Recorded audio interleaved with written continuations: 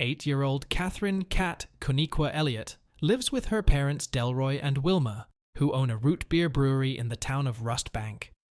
Driving home on a stormy night from a library fundraiser at the brewery, Cat is frightened by a two-headed worm in her candy apple, leading her father to veer off a bridge. Only Cat survives after her mother sacrifices her life to save her.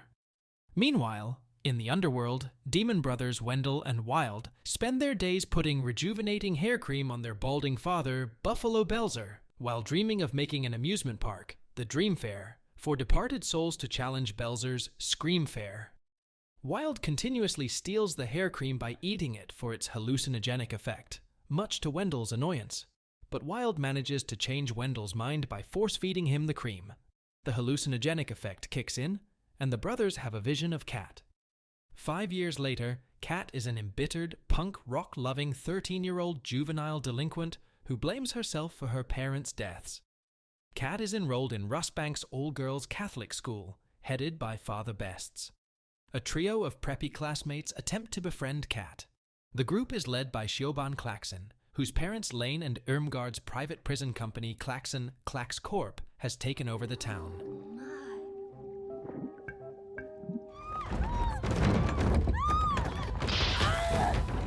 Secret. Huh? That's how I can protect you. Protect me from... Begin.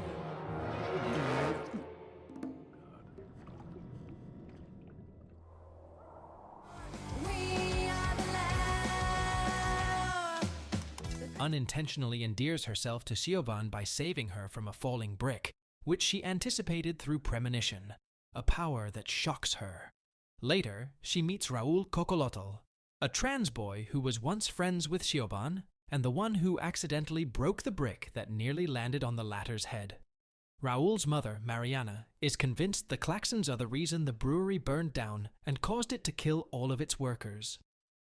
During a class taught by Sister Helly, Cat receives a marking on her hand resembling a skull when she approached Helly's desk, which Helly tells her she must hide and tell no one. The mark alerts Wendell and Wild from a possessed stuffed bear called Bearsbub, identifying Cat as their Hell Maiden, and they appear to her in a dream and make an empty promise to revive her parents, though demons can't resurrect the dead, if she summons them to the world of the living. Cat steals Bearsbub from Helly's desk so she can use it to summon Wendell and Wild. Helly, once a Hell Maiden herself, works with the school's janitor and secret demon hunter, Manberg, who hunts demons and keeps them in jars.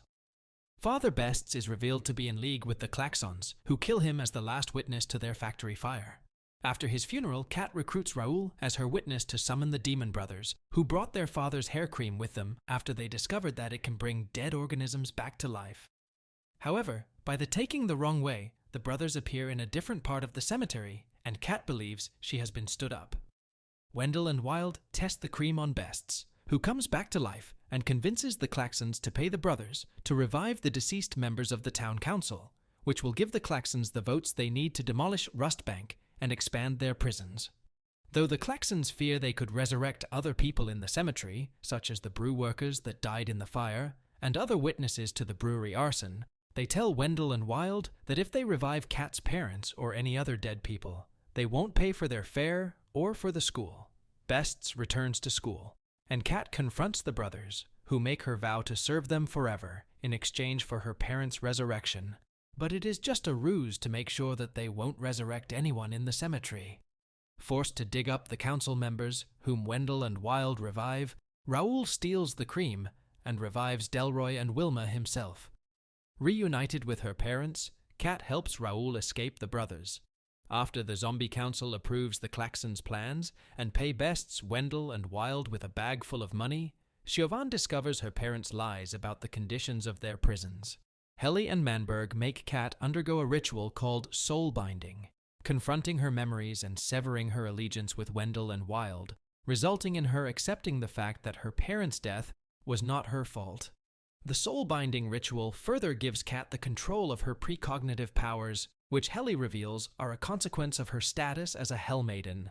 After learning of their resurrection, Bests, Wendell, and Wild kidnap Delroy and Wilma and take them to the cemetery to kill them until Cat, Raul, Helly, and Manberg stop them where Siobhan, who followed her pet pygmy goat Gabby Goat to the cemetery, reveals that her parents paid Best's, Wendell and Wild worthless company money.